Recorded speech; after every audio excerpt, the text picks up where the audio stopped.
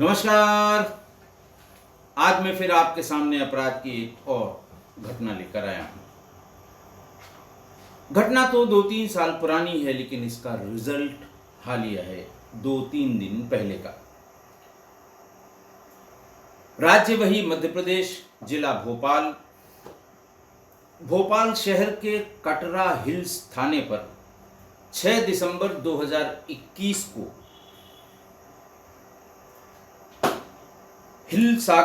Katra hills इलाके के golden park में रहने वाली संगीता, जो अपने पति, बेटे आयुष और बेटी के साथ वहाँ रहती थी, वो और उनके एक पड़ोसी आशीष पांडे, जो नेटलिंक सॉफ्टवेयर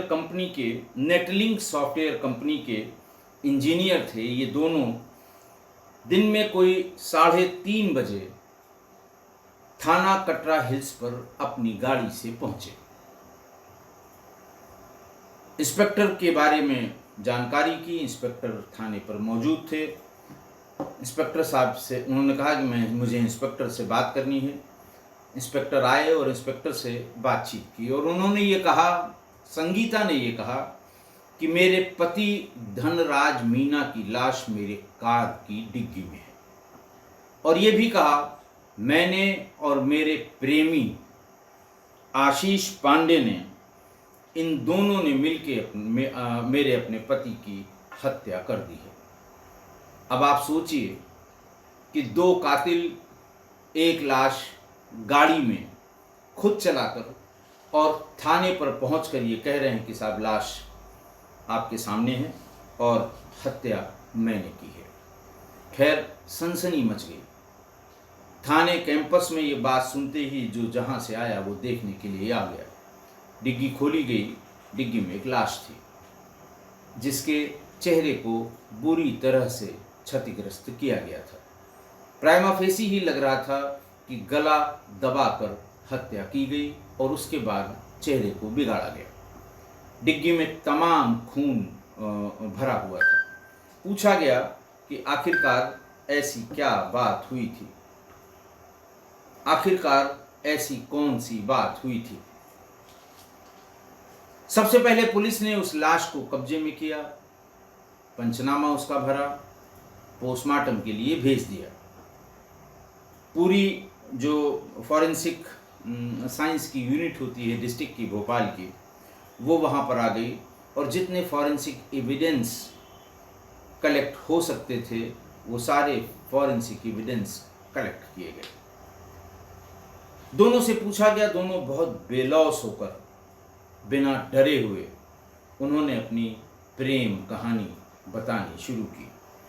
उन्होंने ये बताया कि संगीता ने बताया कि मैं और मेरे पति धनराज मीना, जो एक कारोबारी हैं, वो कटरा हिल्स के इलाके में अपने बेटे आयुष और बेटी के साथ 2014 से रह रहे थे, और उनके पड़ोस में जो नेटलिंक सॉफ्टवेयर कंपनी का इंजीनियर था आशीष पांडे, वो भी रहता था। बात लॉकडाउन की है। कोरोना का पीरियड था, लॉकडाउन लगा हुआ था। इसी बीच में धंधा इनका भी बंद था, धंधा उनका भी बंद था। दोनों एक दूसरे के घर आने जाने लगे। इसी बीच जब स्ट्रिक्ट वाला लॉकडाउन थोड़ा ढीला हुआ, शुरू के 10 दिन, हफ्ते 10 दिन, 15 दिन बहुत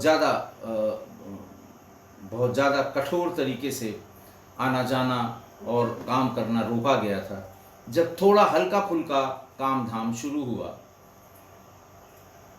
तो आशीष पांडे तो वर्क फ्रॉम होम करने लगे, और कारोबारी धनराज मीना वो चोरी छिपे अपने कारोबार में लग गया। दिन में वो वहाँ से चला जाता था, और इस बीच में आशीष पांडे, संगीता यानी धनराज की पत्नी, ये उसके आशीष पांडे उसके घर आ जाते थे। ये प्रेम संबंध इनका आगे बढ़ता चला गया। धनराज को मोहल्ले में किसी ने चिपका दिया कि तुम यहाँ से जैसे ही घर के बाहर निकलते हो चमन में बहार आ जाती है। धनराज ने एक दिन सरप्राइज विजिट किया अपने घर पर, और उसी दिन सरप्राइज विजिट में ही उसने अपनी पत्नी संगीता और आशीष पांडे को रंगे हाथों पकड़ लिया। फिर वही लात घूंसे जूतम पैजार सब हुआ, कहना सुनना सब हुआ। आशीष भाग के घर चले गए, ये पीछे पीछे धनराज मीना गया, दरवाजे पे खड़े होके गाली दी। फिर उसकी पत्नी और बाकी, वो भी शादीशुदा था, उसके और बाकी अड़ोसी पड़ोसी निकल आए और लोगों ने सब ने कहा कि तुम झूठ बोलते हो, तुम ऐसा करते हो, तुम वैसा करते हो। दुनिया की बातें जो मोहल्लेदारी में होती हैं वो सब होने लगी। संगीता का निकलना बंद कर दिया गया। यही रिवाज है, यही रवायत है। एक बार जब पकड़े गए तो फिर पकड़े जाने के बाद तो कैसे बंद हो जो सिलसिला चल रहा है, उसके लिए जो कर सकता है, जो भी विसिनिटी में है, वैसे ही वो करना शुरू किया गया। लेकिन बातचीत दोनों में होती रही फोन से, और ये तय पाया गया कि धनराज मीना को मारना बहुत जरूरी है। अगर ये नहीं मारा गया तो हम दोनों का मिलना जुलना बंद हो जाएगा।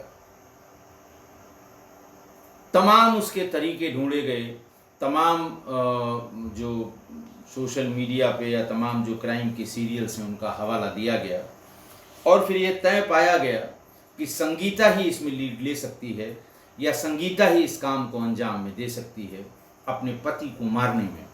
आशीष बीच में जैसे ही आएगा शंका हो जाएगी, और फिर वो तैयार हो गई। 6 दिसंबर 2021 की शाम को धनराज जैसे ही घर पहुंचे, संगीता ने बताया कि कोरोना अपने पीक पर है और आज मैं एक काढ़ा ले आई हूँ। जो भी ट्रेडमार्क उसका उस समय जो ट्रेडमार्क बहुत मशहूर था, वही काढ़े की बात बताई, और इसको पीना बहुत ज़रूरी है। मैंने पी लिया है, तुम भी पी लो, कहीं कोरोना की चपेट में ना आ जाओ। भय उस समय सभी को था। धनराज ने फौरन एक गिलास काढ़ा, वो जो संगीता ने दिया, उसको पी लिया। उसमें 10 गोलियां नींद की मिलाकर संगीता ने अपने पति धनराज मीना को दी थी। थोड़ी देर बाद धनराज को नींद आ गई। तभी संगीता ने आशीष को बता दिया कि वो सो गया है, अब आ जाओ। इसके बाद हथौड़ी और डंडे से सिर पर हमला करके धनराज ने हत्या कर दी। फिर भी डबली श्योर होने के लिए संगीता के दुपट्टे से उसका गला भी कस दिया। शव को बोरे में भरकर आशीष ने अपने कार की डिग्गी में रख लिया। मंगलवार की सुबह करीब 9 बजे दोनों शव को ठिकाने लगाने के लिए घर से निकले, संगीता भी और आशीष भी। सुबह तकरीबन 9 बजे दोनों शव को जब निकले तो वहां बाईपास से होते हुए कोलार डैम की तरफ गए। रास्ते में बातचीत भी करते रहे। जो सीरियल देखकर उन्होंने ये दिमाग लगाया था, उसमें अंत में मारने वाले का जो हश्र होता है वो भी डिस्कस करने लगे। धीरे धीरे इस नतीजे पर संगीता और आशीष पड़े, इस नतीजे पर आए कि जब प्यार किया तो डरना क्या। ऐसे उल्टे सीधे काम करने के बाद ये फिल्मी लाइनें ही याद आती हैं। तरह तरह की हैं, बहुत ढेर सी हैं, और आप सब जानते हैं, बहुतों का जिक्र मैं कर चुका हूँ। तो ये तय पाया गया कि देखो पुलिस तो पकड़ लेगी ही, आज नहीं तो कल पकड़े जाएंगे। फलां वाले सीरियल में देखो फलाने का यही हुआ, 8 महीने बाद पकड़ा गया, फलाने में 2 साल बाद पकड़ा गया, लेकिन पकड़ा गया। पकड़े जाएंगे तब तक डर डर के जिए, तब तक पुलिस के आसपास घूमें, फिर पुलिस हमको बुलाए, बेइज्जत करे। इन सब से बढ़िया है सीधे बॉडी लेके पुलिस के पास चलो और पुलिस को बताओ कि मैंने ये किया है, और हो सकता है हमारी ईमानदारी की वजह से पुलिस हम पर थोड़ा सा रहम कर दे या रहम करने लगे। यही सोच के दोनों बॉडी को लेकर थाने पर पहुंच गए और पहुंचते ही उन्होंने अपना गुनाह कबूल कर लिया। अच्छा, संगीता इतनी शातिर कि जब पूरा प्लान तैयार कर लिया तो अपने दोनों बच्चों को पास में रहने वाली अपनी बहन के घर भेज दिया। बहन ने पूछा कि ऐसी क्या बात हो गई, अभी तो कहीं आना जाना भी नहीं। उसने कहा नहीं, मुझे कहीं ज़रूरी काम से आज जाना है, बच्चों को अपने पास रखो, मेरा काम जैसे ही हो जाएगा मैं बच्चों को ले जाऊंगी। जबकि वो उस दिन यानी सोमवार को यानी 6 दिसंबर 2021 को कहीं नहीं गई थी। पूछा गया कि आखिर मार क्यों दिया, बैठ के भी बात सुलझ सकती थी। तो उसने कहा देखिए, चूंकि उसने हम लोगों को रंगे हाथ देख लिया था तो वो बार बार ताने देता था और ये कहता था कि मैं तुमको नर्क में ढकेल दूंगा। धनराज अपनी पत्नी से कहता था और ये भी कहता था कि आशीष को तो मुझे मारना ही है, मैं उसे ऊपर पहुंचा दूंगा। और इसीलिए हम लोगों ने डिसाइड किया कि अगर हम लोग नहीं मारेंगे तो वो हम लोगों को मार देगा। आशीष भी पढ़ा लिखा था, कोई ऐसा नहीं कि वो लंपट टाइप का और उसने कहा कि नहीं नहीं हम इसको मार देंगे। आशीष मूलतः शिवपुरी का रहने वाला था। उसने IITM ग्वालियर से 2012 में BE किया था। उसके बाद से वो नेटलिंक में जॉब करने लगा। उसकी पत्नी एक निजी स्कूल में टीचर हैं। पिता उसके वो SBI से, स्टेट बैंक ऑफ इंडिया से रिटायर्ड हैं। काढ़े में गोली जो दिलाई गई वो भी आशीष लेकर आया था। आशीष ने बताया कि मेरे दादा को नींद नहीं आती है और मैं अक्सर डॉक्टर के प्रिस्क्रिप्शन पे वो दवाई अपने दादा के लिए ले आता हूँ। 10-10 टेबलेट ले आता हूँ। कभी कभार अगर वो प्रिस्क्रिप्शन मैं भूल भी गया, चूँकि डॉक्टर जानता है कि ये सालों साल से ये दवाइयाँ अपने दादा के लिए ले जाते हैं, इसलिए मुझे वो 10 टेबलेट लेने में कोई दिक्कत नहीं हुई। वहाँ पर गया, उसने देखने उनका 10 चाहिए, उसने तुरंत दे दिया। वो जानता था कि अपने दादा के लिए ले जाते हैं और उसे पता था कि 10 गोलियों में कितनी गहरी नींद में धनराज सोएगा। और घटना वाली रात आशीष ने अपनी पत्नी को ये बताया कि उसकी आज नाइट शिफ्ट है, इसलिए पत्नी को भी कोई संदेह नहीं हुआ कि नाइट शिफ्ट उनकी लगती रहती है और वो जाते रहते हैं, तो इसलिए उनको कोई शक नहीं हुआ और जाकर उन दोनों ने मिलकर उसकी हत्या कर दी और फिर पकड़े गए। पकड़े जाने के बाद ये ट्रायल हुआ और इस ट्रायल में 6 जून 24 को यानी अभी हाल में दोनों को आजीवन कारावास की सज़ा भोपाल डिस्ट्रिक्ट एंड सेशंस जज के यहाँ से सुना दी गई। आज की घटना देखिए, मैं बार बार ये बात कहता हूँ, हर बार रिपीट करता हूँ ऐसी घटनाओं के बाद कि घर में अगर कोई लड़की या महिला है तो किसी को भी घर में फ्री एक्सेस मत दीजिए। किसी को मतलब किसी को, नात हो, रिश्तेदार हो, दोस्त हो, जानने वाला हो, दूर का हो, नज़दीक का हो, किसी को मत दीजिए। कायदे से तो संगीता को ही मना कर देना चाहिए कि जब आशीष घर पे रहें तब आया करिए, लेकिन अब वही है कि जब दोनों ही तरफ से इस तरफ की बातें थीं तो वो क्यों जाने से डरता या क्यों न जाता और क्यों संगीता मना करती। अगर आप अपने घर पे नज़र नहीं रखते हैं तो धोखा आपके साथ भी हो सकता है। ऐसे लोगों को देखिए कोई हया, लिहाज, लाज, शर्म नहीं होती। अब आप सोचिए कि बॉडी लेके चलिए, बहुत बड़ी गलती की इसने, पति को मार दिया, प्रेमी के साथ मिलकर पति को मार दिया, लाश को थाने लेके चले गए, जरा सा भी प्रायश्चित नहीं। लैला मजनू की तरह मशहूर होना था, हीर रांझा की तरह मशहूर होना था कि आगे भी लोग संगीता और आशीष का नाम लेकर कहें कि वाह भाई वाह, प्यार हो तो ऐसा हो। अब जब आप खुद लाश को थाने पर लेकर गए हैं, बता रहे हैं इस तरह से मारा है, फॉरेंसिक एविडेंस अब आपके अगेंस्ट हैं, मौके पर कहने सुनने की कोई गुंजाइश नहीं है। आपका स्टेटमेंट कन्फेशनल स्टेटमेंट है। फिर आपको सज़ा से कौन रोक सकता है? गनीमत है मौत की सज़ा नहीं सुनाई गई।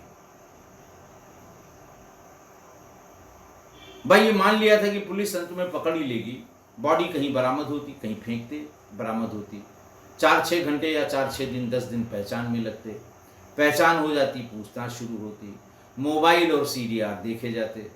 फिर आपके पास मौका था कि साहब ये मोबाइल तो मेरी पत्नी इस्तेमाल करती, मेरी पत्नी और उनके बड़े संबंध हैं, अच्छे संबंध हैं। फिर पुलिस कहती नहीं नहीं ये बात नहीं है, फिर आप कहते नहीं ये बात है, फिर वकील खड़े होते और तमाम प्रयास करते आपके लिए, झूठी सच्ची बातें बताते, कुछ उम्मीद जगती कि इतने नृशंस हत्या के बाद भी मैं बच सकता हूं। लेकिन इसमें कौन सा वकील क्या बहस कर लेगा कि आप थाने पर ही बॉडी लेकर गए और ये बताया कि हमने ऐसे ऐसे मारा है, और पोस्टमार्टम रिपोर्ट से वो साबित भी हो गया। इसलिए मैं जैसा हमेशा कहता हूं, फिर कह रहा हूं कि मत दीजिए किसी को फ्री एक्सेस, और ऐसे घर में जहां पर महिलाएं और लड़कियां हों। सरप्राइज विजिट करिए, जैसे धनराज ने किया था, कहीं न कहीं से पता तो लगा था, तभी वो पहुंचा। और इस तरह की बातें बहुत लंबे समय तक छिप नहीं सकती, पता लग ही जाएंगी, और फिर एक दिन आप रंगे हाथ पकड़े भी जाएंगे। तो इसलिए ऐसा कुछ मत करिए जिससे आपकी सामाजिक प्रतिष्ठा, जीवन, बच्चों का जीवन, ये सब बर्बाद हो। मत किसी को आने दीजिए इस तरह से, किसी को मतलब किसी को भी। पड़ोसी थे, आना जाना था, इनको भी पता था, उनको भी पता था, न इनको उस पे शक था, न उसको इन पे शक था, लेकिन काम हो गया, मारा गया बेचारा, बेमौत मारा गया, कोई गलती नहीं थी तब मारा गया, धनराज मीना। इसलिए फिर मैं रिपीट कर रहा हूँ, बार बार कहता हूँ, इस तरह की घटनाओं के बाद 1000 बार कह चुका हूँ, थोड़ा सा ध्यान रखिए, कोशिश करिए कि किसी की भी फ्री एक्सेस घर में न हो। आशा है आप मेरी इस बात से सहमत होंगे। आज के लिए इतना ही, बहुत बहुत धन्यवाद।